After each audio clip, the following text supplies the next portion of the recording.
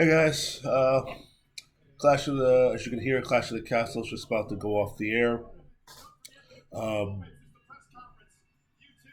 right now, Drew McIntyre and Tyson Fury are in the ring. Not quite sure what that was. I think they could have went off the air before showing all that. I don't think that was something that we necessarily needed to see because it wasn't really leading to anything.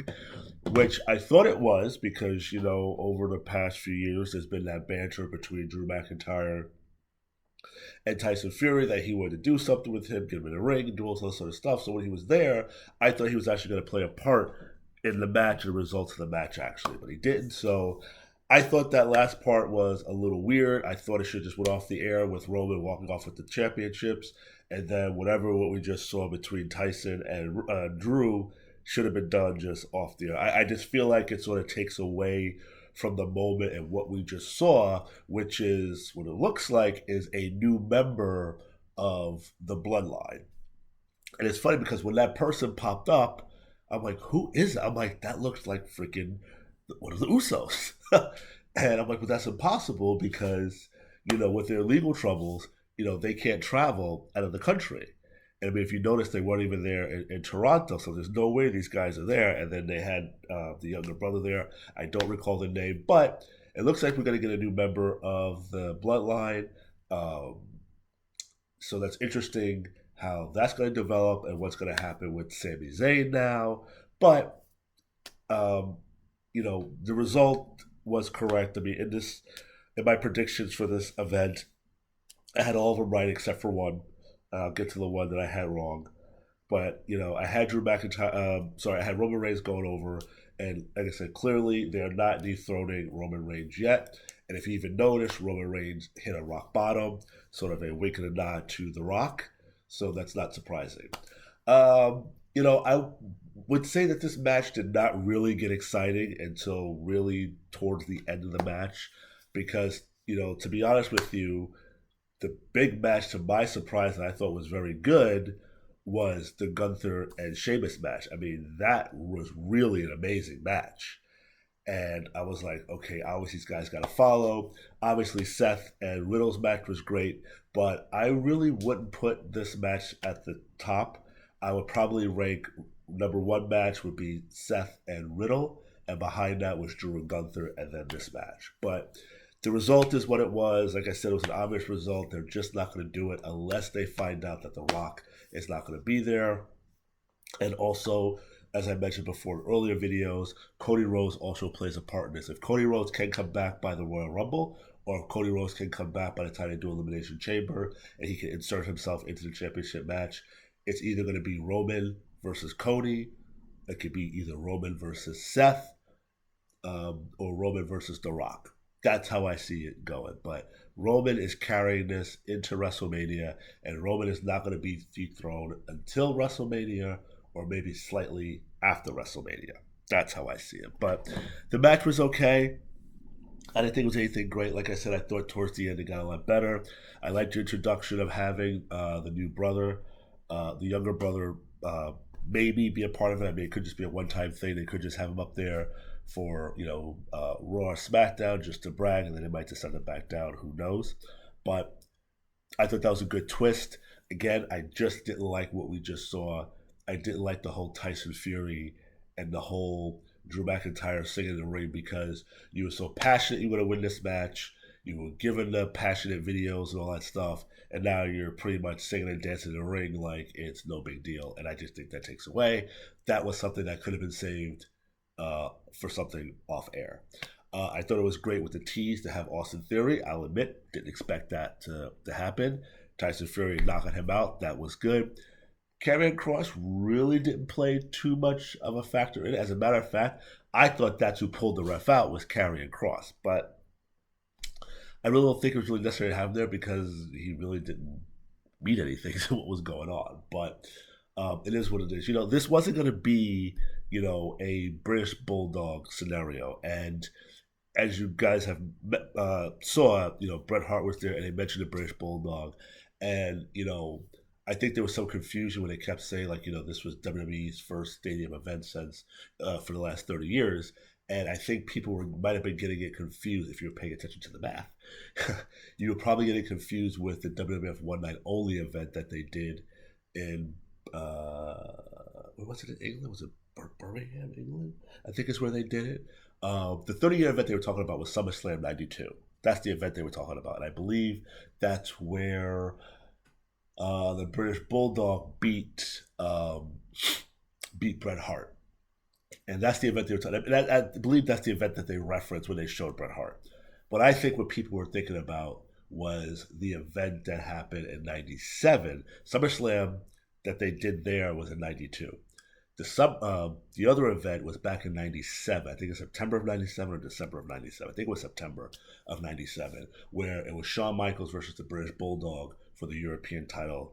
At the time, that was a belt that they had that was supposed to be behind the Intercontinental title in the rankings. So it's like the third best belt. And, similar to what they just did with Drew McIntyre and Roman Reigns, they did this whole video package stuff, this passionate thing, making you think that, the British Bulldog was going to win in his home country. And, that didn't happen. Shawn ended up defeating him and taking the European title away. There's a lot to be said at that time. Shawn was an asshole. He didn't want to do the job for the British Bulldog, and that's what happened. And, pretty much you had the same result here. You had the big passion videos. He's going to do this in front of his home country. He's going to take the titles from Roman, and he fell short. But in this scenario, there were no politics, and this makes sense for the future of the storyline. So that's that. But as for the rest of the matches, like I said, I had everything correct except for one, so I'll do that match first. So the match that I had incorrect was the match of the Judgment Day. I had the Judgment Day going over with a Dominic heel turn, meaning Dominic was going to help them win. Sort of a different scenario. Edge and Mysterio ended up winning, and then Dominic turned heel afterwards. And you could sort of see what was going on, with the celebration. He wasn't being included. You could sort of see the facial expressions. They showed the crowd reactions. I'm not quite sure everybody was so surprised. I mean, they were pretty much telling you this was going to happen when he first shoved Edge on the Raw, what was it, 2 or 3 weeks ago? So we kind of knew this was coming, and it needed to happen. I think it was a mistake that the Judgment Day lost because I feel like you're killing the momentum of the Judgment Day. And, now you had, and to me, the story was a little, as I used to watch a lot of Judge Judy, still watch her, so I'm going to steal one of her words. It's sort of a little kerfuffle now because I could see the story of you're trying to pull Dominic into the Judgment Day, rip him away from, Ray, and you guys are feuding with it, and at the end, the Big Happy Family reunites. But you've had, Damian Priest beating the crap out of Dominic. You've had Rhea Ripley beating the crap out of Dominic. So, and yes, they were laughing. But now on Monday, are we going to see them pull Dominic to them? It's just like, you beat the crap out of me so much. Why the hell will I join you? Now you're sort of on the path of it's jealousy, that Dominic is jealous of Edge because Ray has started to win with Edge. It wasn't winning with him, and I'm sure Dominic is going to say, "I helped you guys win. I tripped. Balor, I helped you guys win the match, and you're celebrating with him, not your own kid, not your blood. You're being buddies with this guy. So it really seems like you're pushing the Judgment Day out of it, and you're killing the momentum at the same time. So to me, where does the Judgment Day go from here? Now, I don't put that on Triple H because, I think Vince, fucked up the Judgment Day once he swapped Edge out. But I think Triple H could have saved it, but maybe he just felt like, what? Vince sort of damaged these guys. I kind of not really sure what to do, but it'll be interesting to see where they go with this.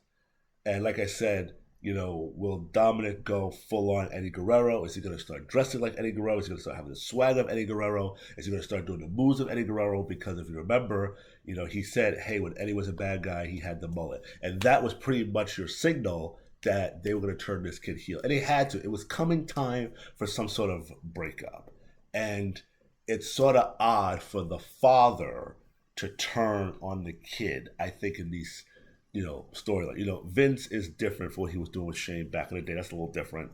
But I think the way Ray is, it's hard to believe him turning on Dominic, whereas it makes more sense for Dominic to turn on him. So let's see where that goes.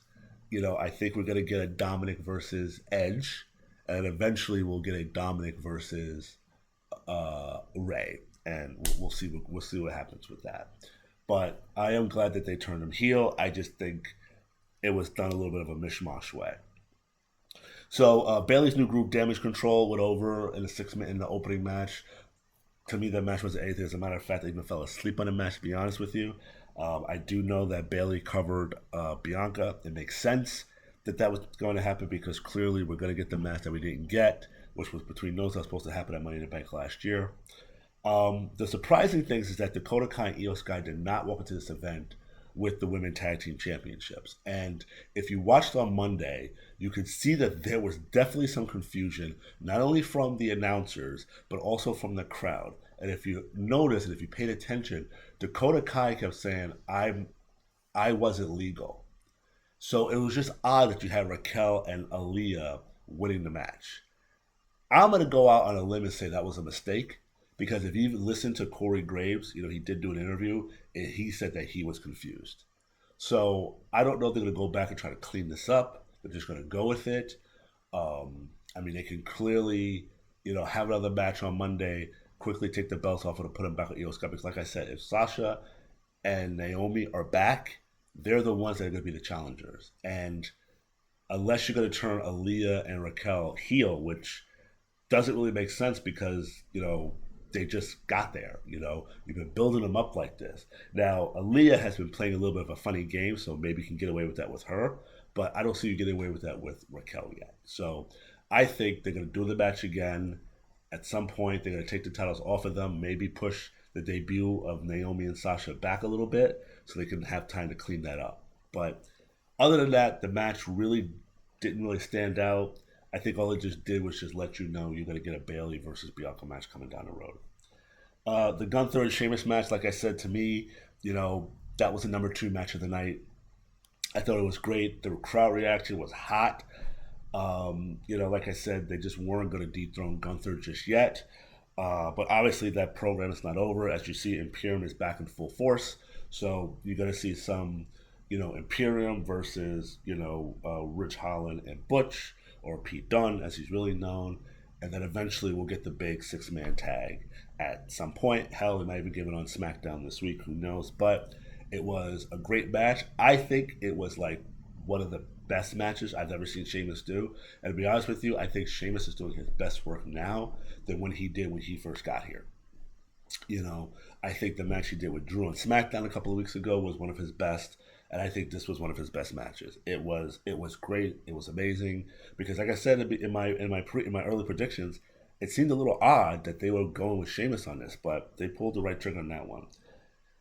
Like I said, Liv Morgan was going to retain. That's all I got for that. And then the last match, I went over the Edge and Mysterio match. The last match is the Seth Rollins and the Matt Riddle match. You saw Seth went over. Again, it made sense. As you saw, Seth was channeling Randy, and I thoroughly believe, as I've said many times, we're going to get a Randy Orton versus Riddle match.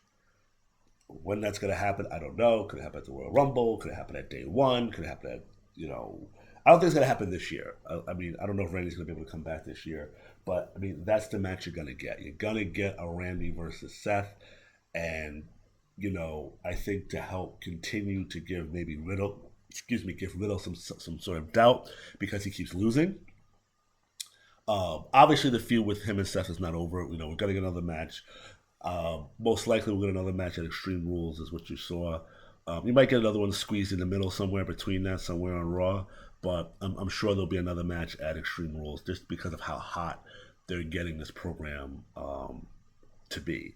And I know a lot of people were talking about the comment that Seth made about Riddle and his wife and all that. So for those of you who thought that was just, something that was scripted, that was not. That is actually correct. Matt Riddle and his wife are divorced. I believe the divorce was finalized, I think, earlier this year, I think. and that was due to the allegations that came out against Matt Riddle. I think the allegations came out in 2020 because I believe that was the height of the Me Too movement, and he was accused of, you know, taking advantage of another wrestler, and he did come out. He admitted that he cheated on his wife and everything, but the stuff that he was being accused of wasn't true, and that just sort of got the ball rolling. And I believe there was other allegations of him cheating on his wife and all that stuff. So, you know, so that part is true. That wasn't just BS, and there was real life heat for you. For those of you who don't know, there was, and I say was because according to Seth, they buried the hatchet. There was some real life, tension between the two. Before the whole divorce happened, Riddle's wife had made some comments about the other female wrestlers and made some disparaging remarks about Becky Lynch. And at the time, they weren't married yet, but I believe they're engaged to be married, or they were just seeing each other, Seth and Becky. And Riddle's wife was pretty much body shaming, and Riddle had to go and apologize on behalf of his wife. And Seth said he was surprised at that. Seth also had issues with Riddle because I'm sure you guys remember, Riddle was talking a lot of trash. He was talking trash about Roman, talking trash about Goldberg. He made some comments about Booker T, because Booker T was saying stuff on his podcast that Riddle needs to pretty much shut up and be respectful. And Matt was just shooting off at the mouth, and it was pissing a lot of people off. And Seth didn't like it, and that's what bothered him. But then the stuff with the wife happened, making the comments about Becky, and it just made things worse. And then Seth had came out and said he had no interest working with Riddle. But as you can clearly see, they are working together now. It seems like, I shouldn't say seems, it is that the hatchet has been buried, because again, Riddle apologized, and they seem to have moved forward. But clearly, I don't know if that was Riddle's idea for Seth to make that comment, if it was Seth's idea to make that comment, or if it was a Bruce Pritchard thing, because again, prior to Triple H taking over, there was not hesitation on Vince McMahon and company to use real life situations and bring it into the storyline. And to me, that is a Vince McMahon-esque thing. Maybe Triple H was okay with that. I mean, let's put it this way. I don't see Triple H bringing that idea up.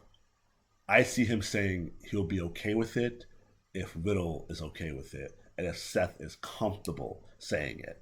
In which turn, Seth probably said, if Riddle is cool with it, I'll do it. And I think that's how that train went, because that cut pretty deep.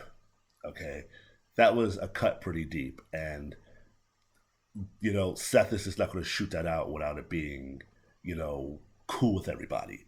Seth to me is not the type he'll want to ruffle feathers, but not ruffle feathers in that way.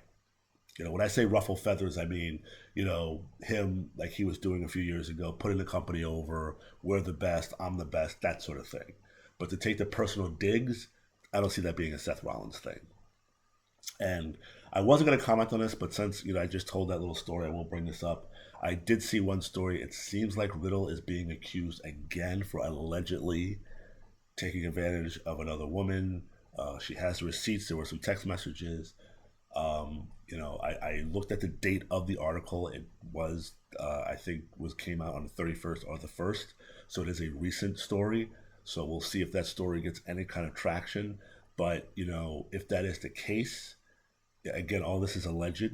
If that is the case, we're starting to see a pattern here of those who have come out and accused Riddle in the past. And, I don't know when Riddle drinks or when he smokes. I don't know. But, if this is true, and if this gets legs, clearly there is a pattern here with Riddle. So we'll see how that shakes out. Again, everything is allegedly. The only people who know the truth is Riddle and that woman who made the accusation. So we'll see where that goes.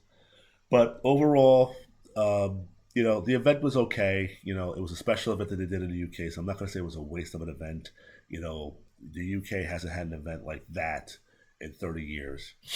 A big deal like that in 30 years. I know you can say, well, hey, they used to go over there for Raw and SmackDown, but it's different when you have like a big event, because those shows were throwaway shows, when they would go over there for Raw and SmackDown, which they haven't done since COVID. So this is the first time they've done it since COVID. That was a thing each year that they did their European tour. But, they really haven't done much of that since COVID happened. But, the event was what it was. Again, I thought the two top matches was Seth and Riddle, Gunther and Sheamus. Clearly, we're going to see some continuations of probably almost all the feuds. You're going to see a continuation of, probably with the exception of Liv Morgan and Baszler, because it looks like Ronda Rousey's back. Maybe it will be the two of them against Liv. I don't know where that's going. We have a new addition, it looks like, to the Bloodline. So now that asks the question, what happens with Sami Zayn? Does Sami Zayn get the boot? Do we see Sami Zayn turning face? What happens? So a lot of interesting things. The event was okay. Um, you know, Pretty much a good wrestling pay per view for everybody, um, because you had this event today.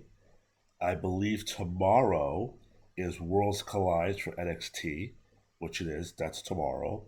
And also, I believe you have an AEW pay per view tomorrow. So you have a lot of wrestling to watch. So if you're somebody like me who has two or three TVs set up, you could have Worlds Collide on one TV, you could have All Out on another TV. If you're a Yankee fan, which probably right now you're not because they suck, you have the baseball game on one, or you'll probably have the baseball on your tablet, and on the third TV, you'll probably play video games. but yeah, but it's a pretty filled wrestling weekend. Um, and again, with all the sports, football is going to be back in full swing pretty soon. You got the baseball playoffs coming up. So if you are a New York Met Yankee, if you're a Dodger, Cardinal, Toronto, Tampa fan, you are quite happy because it looks like those are the teams that are going to be in the playoff. The question is the Yankees going to go get the bye, go straight to Division Series, or are the Yankees going to be in the wild card game? And you know what? The way the Yankees are going right now, as you can tell, I'm a Yankee fan. The way the Yankees are going right now, they're going to be in the damn wild card game. You had a 15-game lead, and now your ass, I think, is down to 5 now. And if you lose the next 2 games, you're going to be down to 3. But anyway, this is a wrestling podcast, so I'm not going to bring up baseball. But I'm going to drop the AEW video shortly. I know I've been saying it for a long time. It's going to come. Hopefully you enjoyed the event, and we will see where they go with everything. Enjoy the rest of your Labor Day weekend.